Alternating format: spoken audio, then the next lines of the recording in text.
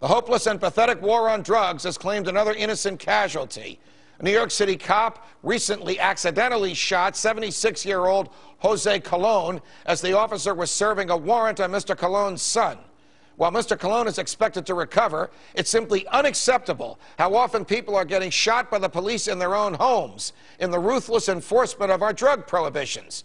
Most drug use is non-violent and harmless, and yet the police are routinely turning a non-violent crime into a violent police action.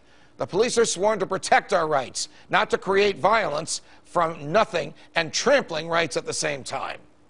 More on the militarization of drug raids and a shocking police video of a police killing during one of these raids. Next. The police assault on Jose Colon in New York City that we just talked about is not an isolated incident. Not with 50,000 drug raids a year, 150 a day being conducted by law enforcement in America. Recently and unusually, one of these tragedies was caught on video. Police in Ogden, Utah, raided the home of 45-year-old Todd Blair in the middle of the night, reportedly while investigating his roommate. Police video, which we will show you in a moment, clearly shows what happened. The police burst in the home to find Mr. Blair standing inside the door with a golf club, and within seconds, and without a warning like drop your weapon or something like that, Police Sergeant Troy Burnett shot Mr. Blair 3 times directly, killing him instantly. We want to warn you, the video you are about to see is graphic and it is disturbing, but it is vital so America sees what can happen to innocent people when the drug war goes terribly wrong. Take a look. Police search warrant! Police search warrant! Search warrant! Search warrant! Get on the ground! Get on the ground! Put in this house. We called the police department several times for an interview or a statement, but we're told no one could be provided because Mr. Blair's family has expressed an interest in suing the police. A phone call to the county attorney was not returned. Joining me now is Reason Magazine's Radley Balko, who covers the war on drugs and its deadly consequences. Radley, welcome back to Freedom Watch. Surely one of the more graphic and one of the more deadly of these raids that you have covered. So, question, how many more of these killings of innocents inside the home of the innocent have to occur before there's enough outrage so that these things stop?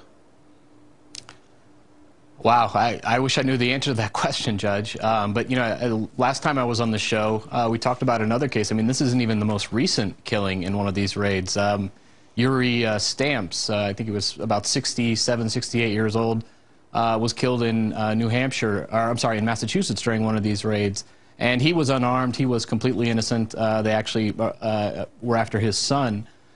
So, you know, these raids are deadly. You know, in this particular raid, the video that you show, I mean, as you just showed, I mean, as graphic as it is, you know, these are very volatile situations. And, you know, I don't know if you and I were in the position of that officer and somebody's, you know, has a silvery object sort of pointed in your direction in these very kind of volatile, high-stakes raids that, you know, you and I wouldn't have done the same thing. Right. The problem is that we are creating, or the police are creating these situations in the first place, that we are policing nonviolent consensual crimes with these very violent, volatile tactics. And I mean, these consequences are predictable, and they're going to continue happening until we change that. In this case, the person they were after no longer lived there. They didn't bring the warrant with them. They tried to detain Mr. Blair ahead of time under a pretext so that they could invade an empty house. They didn't have one of those formal meetings at the police department where they scope out what they're going to do. They had coffee at a local restaurant where they planned this. I mean, the behavior of the police in this case is utterly reprehensible. The guy doesn't know who's breaking in his house. He stands there with a golf club, and they shoot 3 bullets into his chest, and someone in the government says this is justified. And then the government lawyers get a judge to seal the records. So we really don't know what planning there was or even what they found after they invaded and executed the search warrant on this house.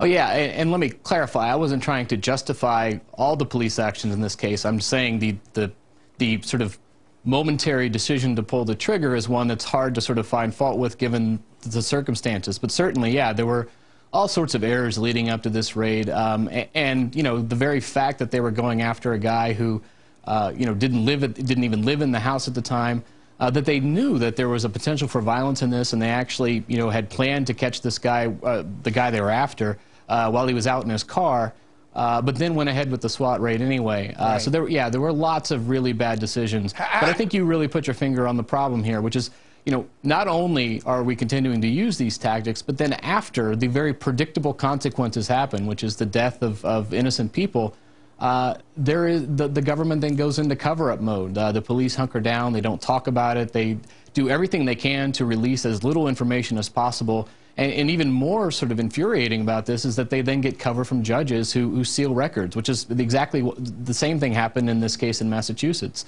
Hopefully they've locked the family, all the records in that. Hopefully when the family sues for the wrongful death, the execution-style death of their loved one, the records will be unsealed and we'll find out what really happened, because America needs to know these things, and what little we do know is thanks to people like you. Radley, thanks for joining us, of course, as always. Thanks, Judge.